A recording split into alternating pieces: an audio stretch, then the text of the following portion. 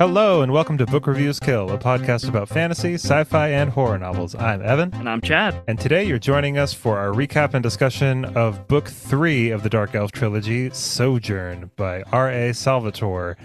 This book was all over the place. All over the place. Ooh, wow. This it was book good. I liked it more than It's Exile. a wackadoo book. I liked it a lot more than Exile. I felt like... Yeah, why? Yeah, because I felt like Drizzt moves into a few more interesting areas of thought more often than in Exile. Exile was a cool learning experience for him, but it wasn't enough of one where I felt like really attached to him. But now it's like I'm seeing Drizzt see a lot more things, so I was a lot more attached to him, and He loses a lot of his naivete. Naivete. What's naivete? Oh man, I think I nailed that. That. Close. Naivete. I think so. I still sound like a poser when I'm saying it. It's okay. He loses a lot of his innocence. Yeah. I didn't think that this was the book I was going to read. Like, I don't know what it was, but Salvatore seems to not really care about the consistency. I think consistency is a good word. I mean, he's this isn't consistently like the third exciting. book of a series. It's like the first book of a transition, kind of. It doesn't like wrap up the story of the last two. It's like totally new stuff. Yeah, that's why in the last episode for Exile, I said that the first two in Dark Elf feel kind of like a duology almost, and then you've got this book, which, Drizzt, he sees this household of... I thought that the household of people was going to be like throughout the whole book, and it was just going to be Drizzt in this situation, and then like the events that happened with this family that he meets initially, and like the goblins and stuff, and like the Thistle Downs for 400 pages. Yeah, that's what I thought it was going to be. And it was like, no. Thistle Downs for 80 pages. And then we've also got demi goblin god things, or like whatever the hell they're called. Gnolls. Yeah, but then like the things controlling them. Right. Like there's a Barghest whelp. The Barghest. And I was like, okay, so it's like the Thistle Downs and the Barghest, and like that's what this book is going to be about. And then it's like 100 pages or something, and like everyone's dead, and it's like, wait, and Drizzt what? kills them all, and mopes away feeling sorry. Seriously, for himself. And it's like, okay, scimitars dripping in blood. Yeah, I mean, we're definitely going to go through a lot more of this. Well, maybe not that much more of it, because I can't see why this would be more than like a 40-minute episode. But I feel like this was the book I had the most fun with. Salvatore. And like, so Sojourn was the most fun. Homeland was the most interesting, in my opinion. Like, Homeland it's the best book of the three. Exile was the weirdest. Exile's really weird. In this book, it's like he's all over the place, but he's kind of like, there's a purpose behind it. Like Drizzt it's transitioning. Drizzt is trying to find a new home, new friends, and overcome some mental stuff. And in the second one, he's just kind of like, I'm ho, we're in the Underdark we go. And you're just like, what are you doing? And he's like, I don't know. Yeah, and then I would have been fine with all that. And then he like gets to the squid people, and I was just like, this is getting fucking crazy. This is getting so ridiculous. The illithids, yeah. Yeah. But let's go right into the recap, and we can kind of start discussing some stuff more specifically. But yeah, this was a fun book. I'm looking forward to your recap. Good. I'm glad you liked it. Drizzt Do'Urden, 40-year-old renegade drow, just beginning adulthood in the eyes of the long-living elves, has forsaken the ways of his evil people to live a better life on the surface of Faerun. Though the sun causes his underdark-tuned eyes great pain, he forces himself to greet the dawn each morning to acclimate himself to his new home, both an exercise to reduce the pain it causes his eyes, and as a symbol of hope, change and denial of the drow blood and evil ways of his kin that runs in his veins, a ritual he will continue for the rest of his days. Alongside him sits his faithful companion, the astral panther, Gwenhwyvar. After a skunk-caused disaster one day, Drizzt decides to set off from the mountains in search of a new home. He encounters a group of evil gnolls. Knowing the dark inclination of the drow people, they invite him to be their ally. Being naive to the ways of the world and desperate for acceptance and friendship, Drizzt only learns of their evil ways after hearing them outline a plan to raid a local farm and kill and enslave the humans living there. With the aid of Gwenhwyvar, he slays the band, though he continues to second-guess himself and feels remorse, not knowing which creatures are good and bad or deserving of his protection. He decides to cull his ignorance with knowledge and begins by studying the gnoll's intended victims to discover their nature. He watches the human thistledown family living on their secluded farm in the village of Moldabar, and finally comes to the conclusion these humans are goodly folk. Knowledge which eases his guilty conscience. Knowing the mountains to be crawling with evil such as the gnolls, he takes it upon himself to become their secret guardian. He is discovered one day by the family's youngest son, Liam. His need for friendship and connection overcoming his sense to stay in the shadows, Drizzt tries unsuccessfully to communicate and befriend the boy, who runs away sharing stories of the Drizzt living in the mountains. The boy is at first not believed by his family, but is validated when the boy sets off with a sibling to verify his tale. The eldest boy, Connor Thistledown, has some knowledge of other races and recognizes Drizzt as being a dark elf. A meeting is held in the village, who decide to hire a bounty hunter and trapper known as Roddy McGristle to hunt Drizzt down. In the ensuing hunt, Drizzt is forced to kill one of McGristle's dogs and maims McGristle in the process. A troublesome and meddling quickling sprite leads Drizzt to being detected and earning the hatred of McGristle, who now seeks vengeance for himself and his dog. Tifanis the sprite is an ally to a fearsome Barghest whelp known as Ulgulu. After realizing Drizzt and his panther were the cause of his missing soldiers, none other than the gnoll band Drizzt had killed, Ulgulu decides to enact vengeance upon Drizzt and use the evil dark elf Drizzt to cover his nefarious activities in the region. By taking the form of a drow, he massacres the Thistledown family, leaving behind Drizzt's stolen scimitar, framing him for the act. When Drizzt learns of the tragedy, he vows to enact his own vengeance, drowning in guilt and grief that he unknowingly brought the Barghest down upon the family. Meanwhile, Mayor Benson Delmo sends word to Sundabar of a drow in the vicinity of their home, and requests aid in the matter. Dove Falconhand, a goodly ranger and chosen of Mistra, answers the call. When her party reaches Maldabar, she is informed that the same drow has committed an atrocity at the Thistledown farm. Though she is a true ranger, and after studying the evidence at the grisly scene of the farm, she soon begins to suspect the truth. Drizzt, meanwhile, finds the lair of Ulgulu. He slays Ulgulu's brother, Kemfana, and with the help of Gwynhwavar, kills Ulgulu. His luck has not returned yet, however, as he is soon pursued by another of Ulgulu's allies, a hill giant named Lagerbottoms, and he is offered a similar alliance that the gnolls offered him. Drizzt flees the area, with Lady Falconhand's party close on his heels. Drizzt later seizes an opportunity to help his pursuers during a stone giant ambush, and Dove's party provide healing aid to Drizzt after noticing his severe wounds. Through his actions in saving them and their previous suspicions, they are able to confirm that Drizzt is innocent of the killings and not at all like the others of his kin, and they let him go. Roddy McGristle, however, is not so keen on letting a 2,000 gold bounty slip through his hands and continues the hunt.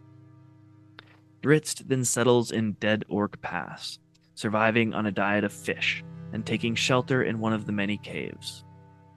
He feels thoroughly dejected and sinks even further into depression, loneliness, and self-pity.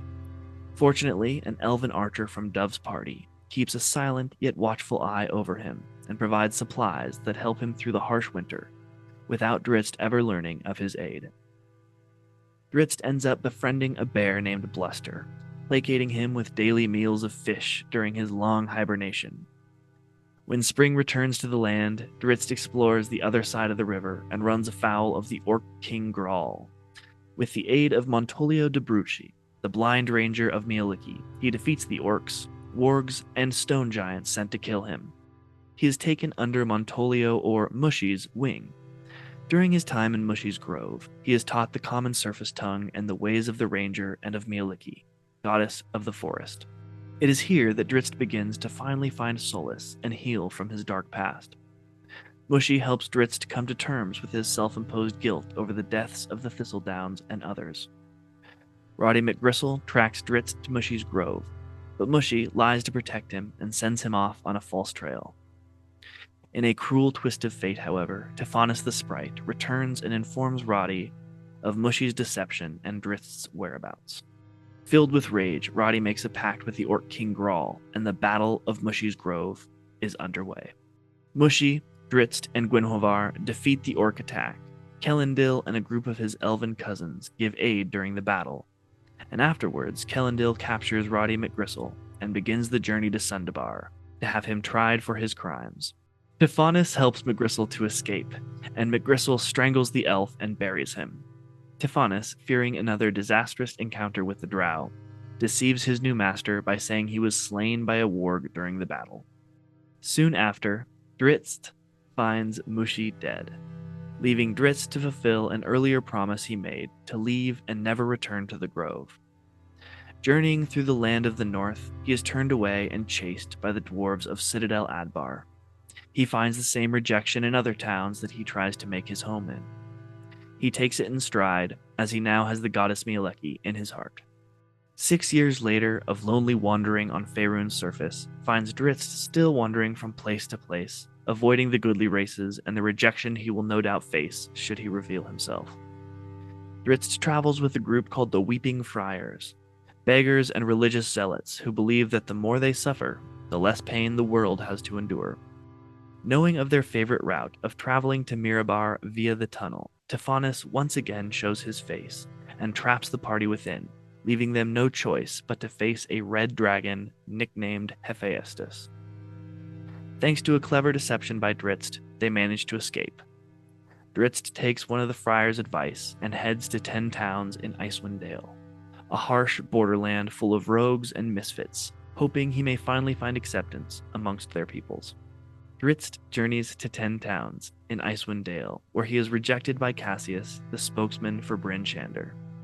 However, Cassius suggests he make home instead on the northern slopes of Kelvin's Cairn, on the borders of Clan Battlehammer, in order to win over the public eye by protecting the settlements.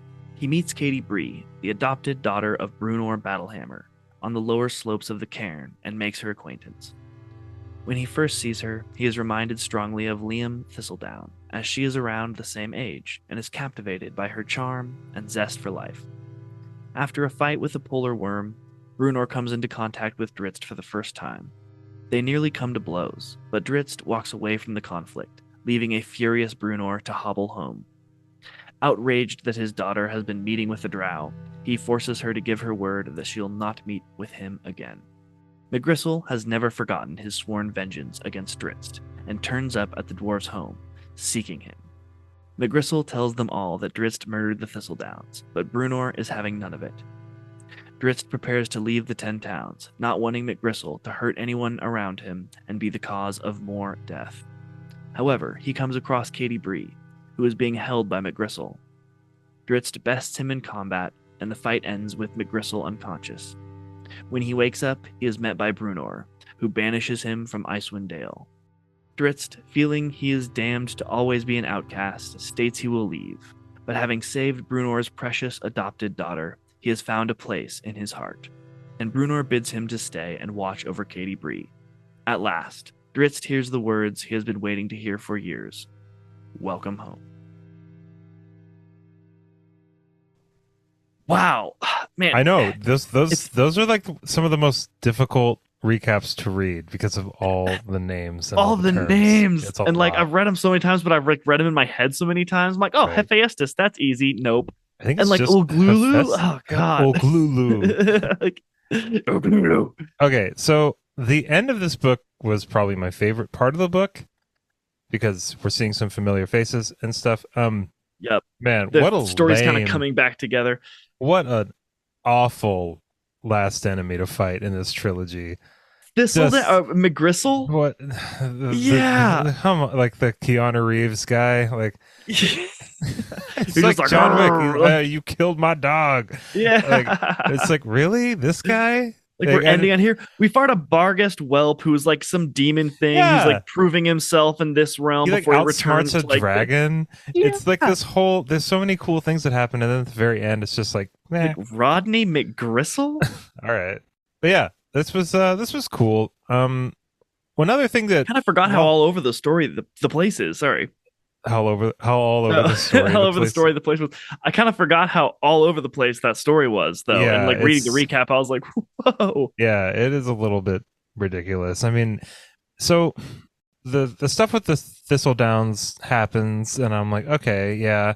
And then we get introduced to this ranger and her dwarf assistant and this other elf and this other guy, and it's like, okay, so these are going to be some these are going to be like some players in this book. All right, let's see like what happens here. Like, this is pretty cool. And then they come check things out, and then they're on Drizzt's trail for a little bit, and then the elf and they're just like, oh, he's cool, and then they just drift off into obscurity. Like, what? Why did they have a whole chapter to themselves? And it was like, why take that much time to introduce these characters if you're not going to do anything with them? And then the characters themselves are like, yeah, we care, but we don't. And then they kind of leave. And then Dove Falconhand's like, but we kind of do. So Kellendale, I guess, like watch over him all winter long. Yeah, but then Kellendale just dies. And so it's just like, when I read that, I was like, really? We're just gonna, okay. And then Drizzt is friends with a bear, and like Drizzt has another person, like places the blame for another death upon his shoulders. He's like, another person.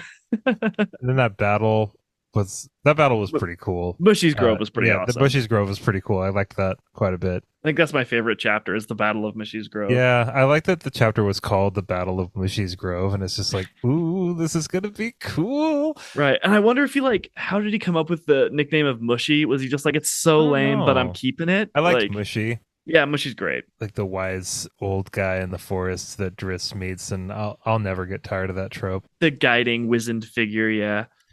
Yeah, I mean, do you have a favorite of the three of these? Is it kind of like mine? Like, is it kind of? It's the first one for sure.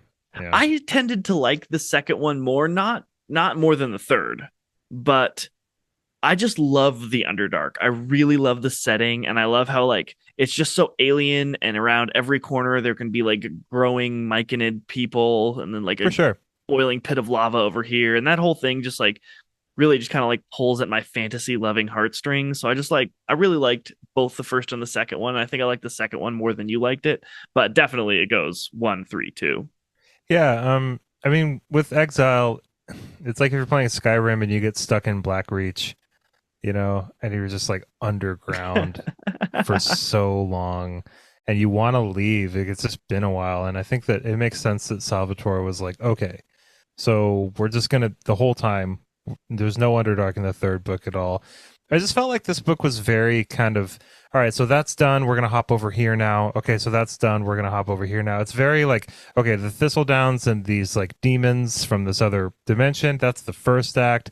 And then the second act is going to be Mushy's Grove and all this stuff, and the bear, and then 7 years. Yeah, and then like time skip, and then we got to get him up to 10 towns somehow. So he's traveling with some crew or whatever. Are they like wizards or something? They're like wise men. No, they're like beggars, and then like they're like priests like or whatever. Yeah, who take as much pain and suffering onto their shoulders so they can lessen them out. Which is kind of like even harsh for him, right? Because they allow him to travel with them because they think he's probably going to cause them more pain. Like it's pain to travel with him, so it's even more like mopey. Yeah, that was a nice touch, actually. It's kind of how Drizzt is feeling too, so he kind of fits right in with them. Yeah. The dragon part was cool. Drizzt kind of outsmarting that dragon by pretending to be dragon, a black. Though. Yeah, I know. That's what I thought too. It's just like, really, this dragon. Like, you made it like 10,000 years. Like, and I rarely ever use this word because it just doesn't really matter. But I mean, it was a little derivative of. It's a nice way of saying Salvatore just ripped off that scene with Bilbo and the Lonely Mountain talking to Smaug. For sure. I mean, people can use that. People got to talk to dragons. You know what I mean? But yeah, that dragon was definitely just like, I don't know. Right. And then Drizzt was like, no, seriously. Seriously, I'm a black dragon. And the dragon's just like, okay. Fine. Like, don't prove it. No. Were you overall happy with how it ended? Do you think that it could have been better? Do you think it should have been reduced to 2 books? Like, I know you have a lot of I really love your insights, actually. There's a few times that you kind of brilliantly, in my opinion, you're like, these 2 characters should have been the same. And I'm like, oh, wow, that would have aided the story. Do you have any nuggets like that for this book series? No, not really. I mean, like, I can see everything does kind of flow into the other thing, loosely. Okay. But it does, so you got like the Thistledowns, like all that stuff. And then you've got Magruder or whatever the guy's Rodney McGristle. Roddy McGristle kind of on his tail the whole time, and McGristle teams up with this like Goblin King guy or general or whatever, and that kind of bleeds into all of it. It's not terrible or anything. It felt very like jumping around kind of. Yeah, and almost a little forced sometimes. It did feel definitely like, okay, we got to get Drizzt up to 10 towns. And I think that it would have been a little bit more cohesive of a book if he had kind of always, like if at the beginning of the book he was like someone had told him about 10 towns and was like, okay, so this place might be the best spot for you, you know? And then the whole book was kind of like this focused kind of journey there that where stuff had been happening along the way that was getting in front of him as he was trying to make his way there. That would have been a little cooler, I think, instead of him it just felt very like listless, like he was just wandering around until someone told him it was cool for him to stay there. That's kind of like my gripe with it. And then seeing Brunor and Canterbury at the end is really cool. I like that, and that's what I was hoping for. I was hoping that it wouldn't get to him like seeing 10 towns and then that be the end of it. I'm glad that we had that whole thing. I just wish that like the last kind of showdown just felt like had a little more gravity to it. It was so weak, yeah. And I feel what you were saying earlier about Dove Falconhand. She's kind of being forced into the story. And looking back, I was like, yeah, she definitely is kind of. And like, she seemed really cool. Kind of, like, and she. Sorry to interrupt you, but like the way that Salvatore presented her and her relationship with that dwarf, that was cool. I was excited to have them be in like more in the book, and then have them both interact with Drizzt, and then have all of them have to do something together. And it's like it was flirting with that, but it never really was that. And so it just felt like, why did we get this strong of an introduction for these? Did they come back at some point? Yeah, and this is what I wanted to tell you. Is it's like I think that it's Salvatore. I don't quite know at this point of his like releases what he had written or what, but he like definitely knew that like Dove Falconhand's sister is Lady Illustrial of Silvery Moon, which is one of the like we accept all people places, and they're like really awesome. And Drizzt in the later books develops like a relationship with Illustrial, and her sister is really not that big into it, but she comes and goes, and like all of those characters are kind of, they're like big characters in the later books. So I think that's Salvatore trying to like weave those in and have people be like, oh cool, Lady Illustrial's sister like helped him when he needed it, and having it like all tied together. But it did feel a little forced in my opinion. Like, of course that's who they call. Like, I don't know. Well, no, now it makes a little bit more sense knowing that at some point I thought it was just, who cares, like, right, characters. Who's Dove Falconhand? Yeah, it was his awesome name. It's a pretty cool name for sure. You can just tell if you're going to be a good guy or a bad guy, or like your level of power is directly related to how cool your name is. Like Rodney McGristle, low power. Not a Thistle cool Downs, name. no bad. Yeah, like, except for the what was the giant's name again? Like Ladderbacks or something. Lager Bottoms. Lager Bottoms. Yeah, which is like beer butt. I know. Right? I love. Yeah. I love how Drizzt is just like, oh man, I don't want to have to kill this fucking giant. He kills the giant. Oh, and that little ploy he has for that sprite thing. Yeah, the quickling sprite. Where he like runs up the mountain and then like sticks out that big sheet of metal or whatever from the, was it a plow or something? Yeah. I forgot That's about pretty that. Good. Yeah, that is good. very satisfying. Yeah, I like that. It's cool to see Drizzt kind of, it's nice that he doesn't always just like slash at things with his scimitars. And I think that like Salvatore has a really good mind for knowing that like the reader doesn't, we can't just have Drizzt just spinning around and slicing people up. Right, and skittering everywhere. Yeah, I mean, I'm down double for thrust lows. I mean, like an 80-20 kind of thing. Yeah. You know? Well, and he was also at so many points, especially during these last two books, very close to having Drizzt be in like depression mope land, and you like not really wanting to be with him anymore because he's just like so sad, like for good reason, but you know, you don't want your protagonist to always be like, man, another family got killed because of me. Well, it's interesting. I don't know if you share this opinion, but I think that Drizzt, his diary entry kind of things, those first person little entries before each part of the book or each section of the books, I think those are way better than the dialogue that Drizzt has. And like even like some of the inner monologue that's in the rest of the story. I don't know what's up with that. It's just like I feel like I got I feel like I got to know Drizzt more through his journal entries than really any of the actions or conversations that he had. I remember as a kid, like in recent times, years reading those, I've enjoyed them quite a bit. But as a kid, I remember hating the Drizzt diary. I was like, get back Oh, to the really? sword Oh, play. Yeah. yeah, yeah. Those are some of the best parts. Yeah, they really are. It's just so much more of him. Oh man, I just want some friends. He tries to befriend like a boy on a farm and feels bad about the gnolls. Like, man, you're gonna be going through tribes, whole like families of gnolls later. You won't even bat an eye. It's fine. Yeah, why did he feel so bad about the gnolls? What was up Because with he that? didn't know. But they attacked him, didn't they? No, they offered him a place in their Oh, but troop. then they were plotting Yeah, against. to That's kill what the it farmers. was. And he was like, Okay, well, yeah, the yeah, farmers yeah. look nice, but I don't actually know that they're nice. So maybe I shouldn't have killed the gnolls. Like maybe I just killed a bunch of people for no reason again. That's kind of a nice touch though, because it's like he's going out here with no prejudices or anything, and he's that's kind of cool. But I mean, as a general rule, in these old D&D books, like the ugly characters are usually the evil ones. Totally. And anyone who wants to like immediately like ally with a dark elf, like probably on the bad team. Like, who do you think is worse in this like early 90s D&D fantasy, Connor like Thistledown? Connor Thistledown or Ugulu? Ugulu, the Barghest whelp trying to prove himself so he can return to the demon plane to like reign evermore. These monsters are just like, we gotta go down there and Drizzt is like, well, my people them. are pretty bad too. There's gotta be two sides to this, right? Yeah. Oh boy. Oh gosh. Okay, so I want to know what was your favorite character besides Drizzt out of all three books? And all three? Yeah. Mm. And this one. Well, in this one, I like Mushi a lot. Nice. It's a good answer. Yeah.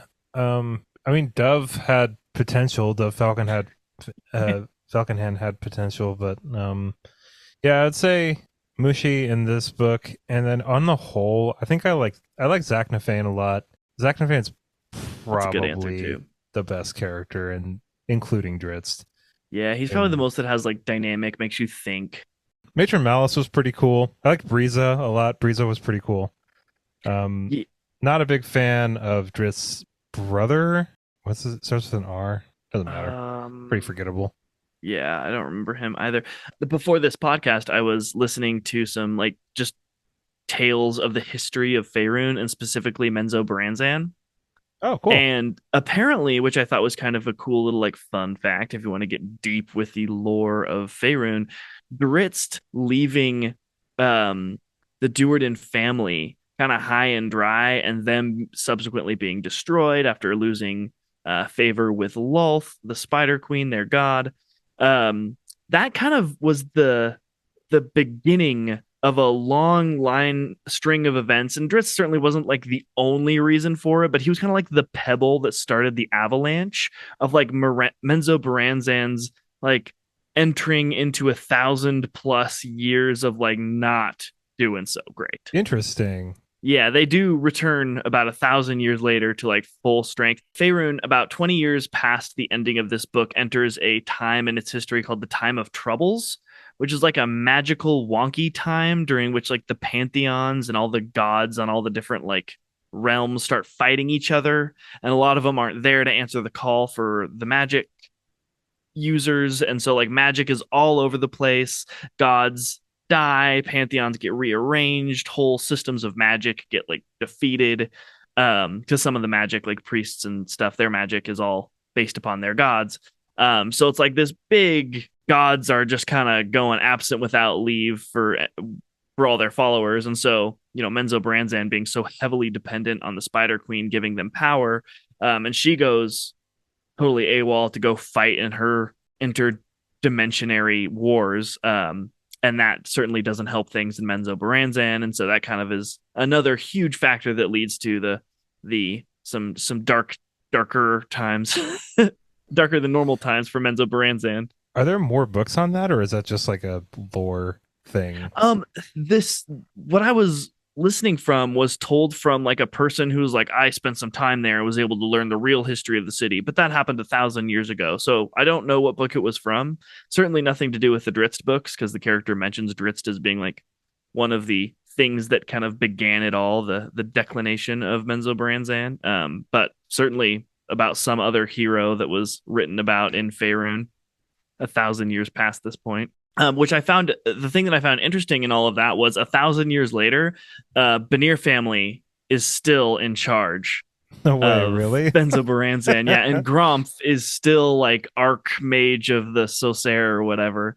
So I don't know if you know the answer to this, but with Faerun, I mean, there seems to be a certain prejudice against dark elves in the overworld. Apart from the raids that the dark elves seem to do near Menzoberranzan, is this kind of like hatred towards dark elves? Is that like a whole Faerun thing? Are the dark elves localized mostly to Menzoberranzan? Does the Underdark, stretch as far as all of Faerun? Do you know any of that stuff? Like, Yeah, what's up totally. with all of that? So let's see. Let's go way back to like the bubbling of Faerun's early years, and there was some god that was trapped underneath in the world, and he I did read a little bit raged about around that. and made a bunch of tunnels, I guess, and that became the Underdark, which expands throughout the entire of Faerun. It's like a planet just Swiss cheesed. There's like the upper outer dark, or the upper Underdark, the middle Underdark, and then the lower Underdark, and Menzoberranzan's in the middle. Okay. And I think there are 3 or 4 other drow cities. Oh, interesting. And they were driven like a long time ago, or at least their lore was they were driven from the surface realms by the like normal elves. I don't know if that's true, and thus that they're like ongoing hatred. But yeah, they're like unreliable narrators. It's like yeah, they just lie a lot, and so who knows what their actual history is, but they're just known as being like on the evil races. I mean, the whole thing is built around the D&D structure, and the D&D structure has like an alignment, which is like your lawful good, your chaotic good, your chaotic bad, and so every race has like a spectrum that they kind of naturally fall within, and some of them are just bad for like no reason. And Drow is one of them. It's really cool that Salvatore kind of started with the idea, okay, if this entire race falls into this part of the alignment chart, what would happen if we had one person from that race that wasn't part of that alignment chart, if we were going to stick strictly to the conventions of Dungeons and Dragons and like this world and Forgotten Realms and everything. Right, which is pretty progressive for 1988, Yeah.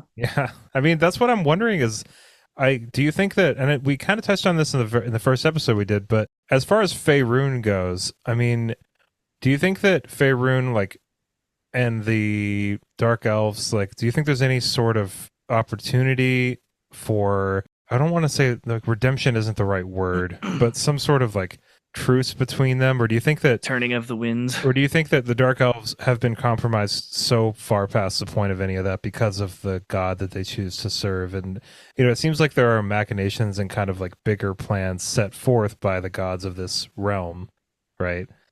Like, is there a chance for that? Well, that's an interesting question, and it is posed and answered, but not in relation to the Dark Elves.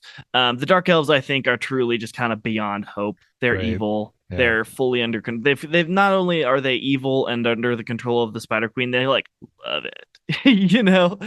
They like take baths in like evil juice and like killing children. Blood, yeah. I almost have trouble with that because of Drizzt, and I think maybe I'm supposed to. And like we've known not that many elves, but we've known Zaknafine and Drizzt. And Zaknafine, like it could be said, in other circumstances, like being raised differently, would probably have been a pretty good guy.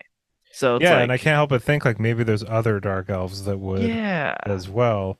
But I mean, Drizzt does have like the hunter thing about him, which throws a whole nother wrench in the gears. And I'm sure at some point in the books, people see him do that on the surface world. They already did in the svirfneblin area. Svirfneblin. Though your question doesn't get kind of expounded or looked into more about dark elves, it does about orcs. And once we get to like the book 12 or something, there's books called like the 1,000 Orcs, like the two swords or something like that. And there's an orc king that makes some pact with the god, and he's basically indestructible. And they try to take him out for a long time, but he basically just like makes a little country for the orcs, and he's Oh, like, "Hey, we can like read now, and we want to actually start trading with you." And he kind of like tries to get the orcs in there. So he kind of goes down that road a little bit deeper, a lot deeper with the orc race, not the elf race, which like the is dark elves are dangerous. just like so bad. Yeah, Like they're the just like orcs always are. like the poison assassins. Like, What's up with the orcs? Are they kind of like looked down on as well, but just not oh to the yeah, same they're an evil degree? race. Man, yeah. I think it might just be a consequence of like the time that I've been reading, right? Where I keep seeing like kind of like whenever I see like unambiguous moral spectrums, you know what I mean? I'm kind of like, well, really though, and it's like maybe the author really was like, no, Evan, they're terrible. They're just You bad. know, They're but just I don't bad. want to see it that way. Like I don't No. it's not And I it's think not the that's a way I good look at the thing that you world. It's not the don't. way that I look at, yeah, it's like it's not the kind of literature that I've been really into. With the exception Yeah. of some things. I mean, like if you look at like Lord of the Rings, the orcs are evil, but at the same time, and I think that one thing that the Rings of Power was kind of trying to touch on a little bit, which they held on to that football for a They second just wanted their and still ashy fumbled land. it, but I Well thought it said. was worth exploring though for sure, because I think that that's like one of the really redeeming things about Rings of Power as a show was it was trying to like kind of like observe and like really investigate that kind of like spectrum Like of look at it from the morality. orcs perspective. Yeah, and that's one of the things about Lord of the Rings that it's kind of annoying. You know what I mean? It's like the orcs are just awful and love Sauron so Right. much, and they'll serve him till death. And it's like thinking about it through the lens of what's going on here, they're kind of victims in this situation because they're being kind of like controlled almost by this Hmm. deity, this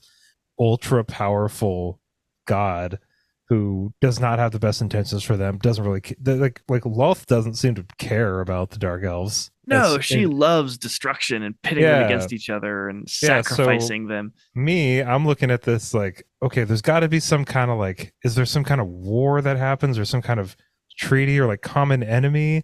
Like if I was writing Faerun books, I'd be like, okay, so what if aliens came and they all had to like unite? You know what I mean? But then I'd be like, well, what's wrong with the aliens? Like, why did they? Right. Why are the What's their aliens? story? I mean, I think that's only an indicator that your heart is in the right spot, right? Is that you're not so quick to readily accept, like, this race is all bad. Now just go with that. Like, that's a good thing that you're looking for a way to, like, prove that statement wrong. I'd be worried if you're like, well, in my experience, all people who look like this are terrible. I'd be like, Obviously not. okay. Yeah. So, I But say I good think on you. I guess maybe when you're writing fantasy though, it's just like easier, Oh, yeah. to just be These like, guys are bad. Black is yeah. black. Or it's like look at like the Infinity Saga with Marvel. It's like Thanos saying, "I want to wipe out half of all life in the universe." Bad, I would say. Sure. I would say this is a bold statement, but like maybe not a good call. You know, No, not um, his to make at the very least. right? But also, but like he's like Thanos is a really cool um Right. antagonist Because he because has purpose. He he has has reasons. purpose and like his reasons on paper are pretty sound because like he's seeing how overpopulated everything is. There's not enough resources to make everybody comfortable and happy, and it's Turning like us into against each other. right, but it's like that's not it, man. That's not your Like call. that's not it.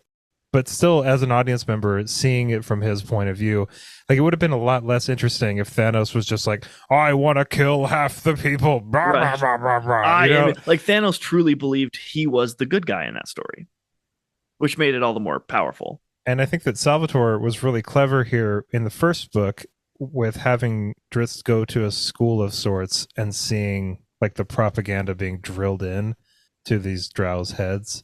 So it's from their perspective, obviously, but they're also not seeing anything else. So it's like you as the reader are seeing things from their perspective, so you can be like, oh, this is part of the reason why they are the way that they are.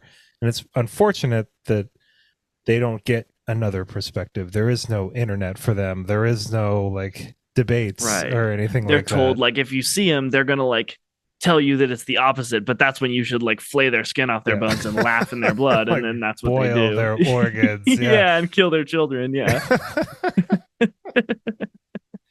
Yeah, these are definitely some fairly smart books. I mean, I feel like the themes in here and like the conversations we've been able to get out of them are interesting for sure.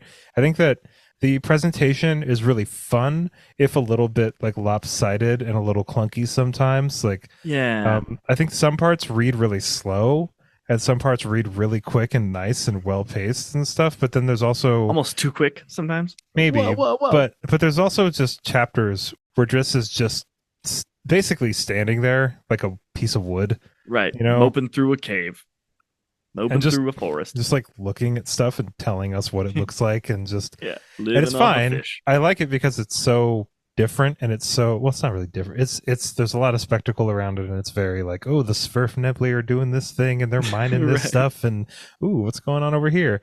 But yeah, I feel like there's a lot of small setups and a lot of even smaller payoffs. You know, and so those stacked up on top of each other just make for like not a very good payoff on the whole. Right, it's not a satisfying like ending for 3 books. I think it's satisfying in the sense that I already know what's going on in the next ones. Right. If I didn't, there's no like ring in Mount Mordor moment, you know. No, but I definitely understand why people say you should read the Icewind Dale trilogy first and then read the Dark Elf trilogy. I think that's definitely the best way to read these, because if I had never read Icewind Dale and then I got to the end of Sojourn, I would just be like, why did you introduce 2 new characters at the end? Like, what is going on right now? Like, this is so like cool. Drizzt got a home, but are you jamming this together? Yeah. But it doesn't feel like that because I've read the other books. You know, I think that a lot of people would say you shouldn't look too deep into these. They're just like fluffy popcorn books. Fun but D&D romps. I don't know though. I don't think Salvatore would have spent as much time as he did writing 1,000 pages of a story of a character if he didn't want to say something and, you know, didn't have some conversations that could crop out of it, you know. I'll say it this way. I think authors excel at some things and other things they are not so great at. Like R.A. Salvatore is very good at writing one-on-one combat, not very good at writing large-scale combat. And to his credit, always you'll notice, and then when armies clash, he always finds like a cave for the party to be off in. He manages to get it down to what he's good at, which is that small one-on-one combat, as opposed to large battle tactics. And I think another thing that he's not very great at maybe is kind of letting us in on the like emotional content and the growth of his characters. Like I think Drizzt is so much more like impactful in his mind because he's thinking Drizzt's thoughts and he's like having a hard time giving them to us, though he does a good job at the part chapters where we get Drizzt's little like journal entries and stuff. But you know, I just feel like he thinks like Drizzt is deeper in his mind than he is able to tell us about. And if you kind of look into it a little bit, you'll find that meaning there. I wonder if these books would have been better if they were in first person. Man, I don't know. Or at least not all the Drizzt books, but just the first 3. Or like, they might have actually. 3. I don't know, because it's such a Salvatore personal has an story. Intimate, like relationship with Drizzt. You know, obviously he does. Drizzt is a cool character. Yeah, and I have a feeling because I'm going to read Legacy of the Drow at some point. That quartet. I don't know if I'll get to it this year, but I want to. You should. It's fun. Yeah. I don't know where Drizzt's character can really go from the end of Halfling's Gem. Like, I'm interested to see kind of like what else happens with Drizzt, and is he just conflicted for the next 30 books? Is that like no? Okay, no, cool. Not at all. I mean, he kind of resolves a lot of that. There are things that come up from his past that he's like, damn, man, again. But like, no, he's. I mean, yeah, he has some conflictions for sure, but he grows and he's more just like what's around the river bend. Like he becomes more adventuresome Drizzt. Like let's go set one foot out the door and go see what's out there. Yeah, crushing life. And not trying to give too many spoilers away, but even in like Streams of Silver, Brunor's like, I want to go find Mithril Hall. Drizzt is just like, I'm down. Let's go. Get it. You know? Yeah. Yeah, he's kind of like all adventure time. Okay, cool. I'm into that. Yeah, really which is really fun. And I like a there deep are always character, parts but I from don't his like a past. stagnant character. Like I don't want 20 books of Drizzt like, Haunted should I by have his killed that past. guy? It's like, dude, Yeah. this is a lot. It's a lot of it. It was already a lot in these 3 books. But I think that we ended on a cool note. I'm pretty excited to read some more Salvatore, but I think the next kind of classic D&D style fantasy I'm going to read is probably going to be Dragonlance, which I have a feeling is not as violent or fun, maybe. Yeah, Drizzt books are just fun. They're just fun. That's books. a really great word for it. Yeah, they are really fun. I like a lot of the dialogue is really cool, especially the stuff between Drizzt and Zaknafein. The scenes in Menzoberranzan and in the Do'Urden complex when Matron Malice is kind of like the focal point of the chapters. I like all those scenes a lot. That's why I was kind of disappointed when Dove Falconhand came in, and like there was that cool conversation between her and the dwarf, and like the dwarf is like really uptight, and Dove Falconhand's like, I'm gonna be all right, like don't worry about it. Right. And I like that dynamic a lot, and then it got kind of dropped, and I was just like, man, like who are these people? I think you said it in an earlier episode, like if a character isn't 100% dead, they're probably gonna come back in some kind of way, and I should have remembered that. Like that elf that died in this book is probably not gonna come back. Kelendil, yeah, he's dead. I can give you that one. I'm pretty sure anyway. I think that's going to wrap it up for us today, folks. That was just a nice short episode to round out the Dark Elf trilogy. I'm really glad that I read these books. I needed some classic D&D style fantasy in my life, and I certainly got it. And once you take a break, definitely hit the next 4, because like it's the snow globe. Like, okay, we've got all the characters established. Let's like go and make some crazy stuff happen. Yeah, these books are nothing if not fun. They are so much fun, and I don't know, like they're deeper than I thought they were going to be. I was definitely wondering a lot about this Drow culture and Drizzt as a person, and kind of what his reception was going to be going into the surface world. I was surprised at certain points where Salvatore like decided to take the story. I was surprised with a lot of deaths, honestly. Like way more people died in like as much as I thought they were going to be. Some characters have the plottiest armor of all plottiest armor. Others, man, he'll just wipe them. Yeah, really. Like they're gone forever. And I was like, wow, that was a pretty key character. Okay, yeah, yeah. He'll do it in major ways later too. You'll be like, oh wow, big move, Papa Salvatore. But not Drizzt. Not Drizzt, never Drizzt. Yeah, no. Drizzt is fine. Drizzt will be fine. All right, well, everybody, thank you so much for listening to Chad and I ramble on about this last book. I think it's fitting because that last book was pretty rambly. Yeah, for real, all over the place. But yeah, thank you so much, everybody. Hope you have an awesome rest of your day, and of course, happy reading. Bye, everybody.